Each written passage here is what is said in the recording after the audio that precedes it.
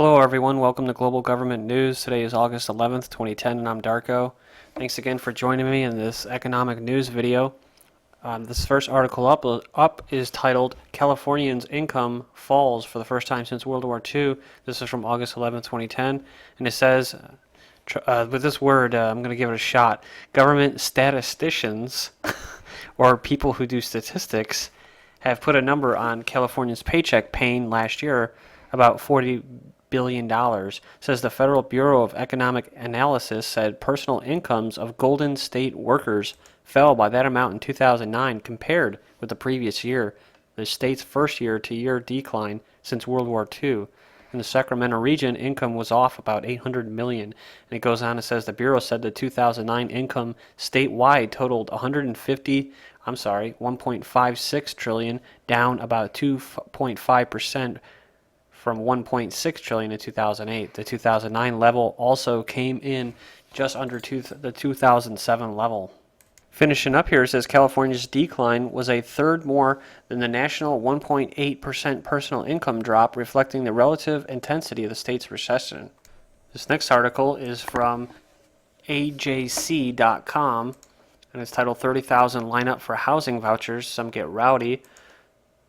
And this says that 30,000 people showed up to receive Section 8 housing applications in East Point Wednesday, suffering through hours in the hot sun, angry flare-ups in the crowd, and lots of frustration, confusion for a chance to receive a government-subsidized apartment. And it goes on, it says the massive event sometimes descended into a chaotic mob scene filled with anger and impatience. Some 62 people needed medical attention, and 20 of them were transported to a hospital, authorities said. A baby went to a seizure in the heat and was stabilized at a hospital. People were moved on stretchers, and when a throng of people who had been waiting for hours in a line were told to move to another line, people started pushing, shoving, cursing, witnesses said.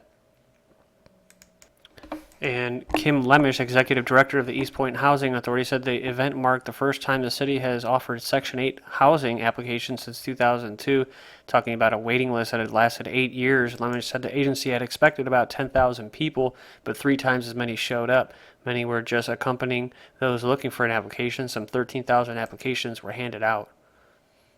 It says concern is rising that a similar scene could occur Thursday when the housing authority of the small city begins accepting the completed applications.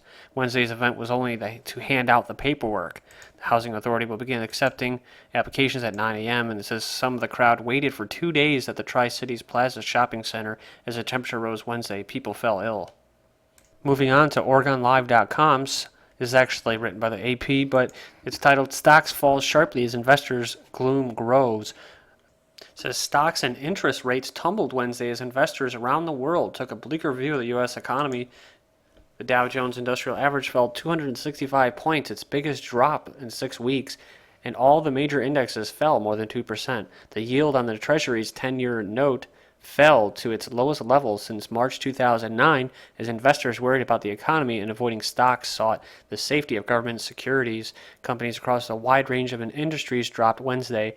Only 442 stocks rose on the New York Stock Exchange, while 2,600 fell, a sign that investors expect all businesses to suffer if the economy continues to weaken.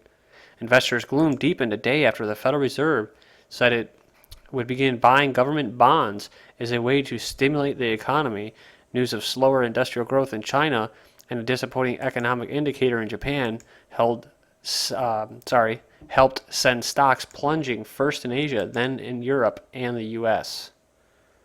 Uncertainty was the way that Javier Perez Centella, managing director for futures and foreign exchange at the institutional brokerage firm Dinosaur Group, described the mood in the market. Quote, everybody's scratching their head saying which way, Perez Centella said. Quote, we're kind of stuck in this no man's land. We're damned if we do and damned if we don't. So the Fed said Tuesday will start buying government bonds with money it gets from the maturing mortgage-backed bonds that it bought during the recession. The goal is to try to cut interest rates on mortgages and corporate loans and in turn increase lending and help the economy grow faster. Finishing up on this article, but the Fed's moves were expected to be quite small in comparison to what the economy needs, and many investors were selling because the debt purchases would have only a limited impact on the economy. This next article is from newsline.com. It's titled Nurses Fear Even more ER assaults as programs cut.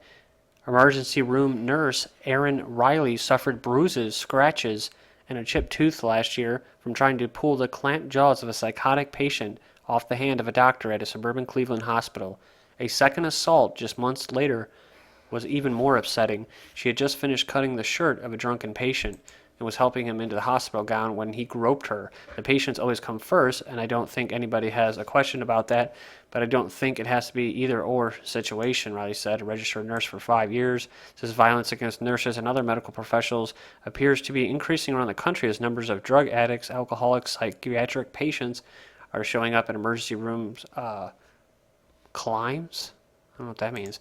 Nurses have responded in part by seeking tougher criminal penalties for assaults against healthcare workers. It's come to the point where nurses are saying enough is enough. The slapping, screaming, groping are not part of the job. Oh, it says visits to ERs for drug and alcohol-related incidents climbed from about 1.6 million in 2005 to nearly 2 million in 2008, according to Federal Substance Abuse and Mental Health Services Administration. From 2006 to 2008, the number of those visits resulting in violence jumped from 16,000 to 21,000 agencies.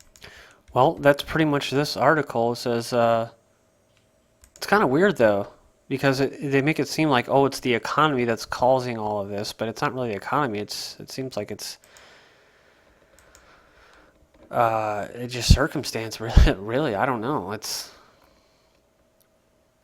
I don't really know how to comment on this article, but it really just talks about all these patients and stuff like that, and them not really being safe. It doesn't. I haven't really seen anything about stuff being cut. Oh, yeah, it says nurses have responded in part by seeking tougher criminal penalties for assaults. That's the only thing that I've really gotten out of this article. They just want more penalties. And that's pretty much it. So, moving on. U.S. trade deficit hits record high. The U.S. trade deficit in June has reached its widest point in the past 20 months on the rising imports and weakening exports, an indication of a slow economic recovery. The U.S. trade gap in June was on its fastest track since October 2008, reaching $49.9 million US dollars, and disappointing expectations about a growing economy. And it says imports in June showed a 3% rise to hit $200 US billion, while exports fell 1.3%. Says the June deficit bewildered both government and private economists. Quote, the slowing in exports will only fan fears of a faltering U.S. economy, said Sal Guettieri, an economist at BMO Capital Markets, AP report. And what is the solution? Facing lackluster growth and high jobless rate, the U.S. Federal Reserve on Tuesday vowed to renew crisis-era measures of corporatism, right, that pumped hundreds of billions of dollars into ailing markets to prevent the economy from falling into another recession. U.S. President Barack Obama has put export growth high on his agenda. Let's get those factories up and running in the U.S. Let's start producing and manufacturing stuff. No, I don't think so. Obama is seeking to double U.S. exports during the next 5 years to about $3.1 trillion US dollars by 2015. I'm not going to hold my breath. This next one from the London Telegraph. It's good news that housing prices are falling. Low interest rates are the key for the first-time buyers and struggling homeowners, says Tracy. Yes, well, it's too bad that they can't get credit or get a loan to buy that house, because they've been hit hard by the last housing crisis and they just don't have the credit, or they don't have enough credit. Oh, or that one little small other detail, they don't have a job. Next one from Bloomberg. Economists cut U.S. growth forecasts as firms limit hiring. A lack of jobs will shackle consumer spending and restrain the U.S. recovery more than previously estimated, according to economists polled by Bloomberg. It says GDP will expand at an average of 2.55% annual rate in the last 6 months of 2010, according to the median of 67 estimates in a survey taken July 31st to August 9th, down from 2.8% pace projected last month. Household purchases will climb at 2% rate compared with 2.6%. Simply put, job growth in the private sector hasn't improved as we would have expected. Says the Federal Reserve policymakers also lowered their sights on the projected speed of the economic rebound, prompting officials to take additional steps to bolster the economy. U.S. stocks dropped the most in 3 weeks. Consumer spending, which accounts for 70% of the economy, has also been down. Purchases rose, but also dropped 1.2% last year.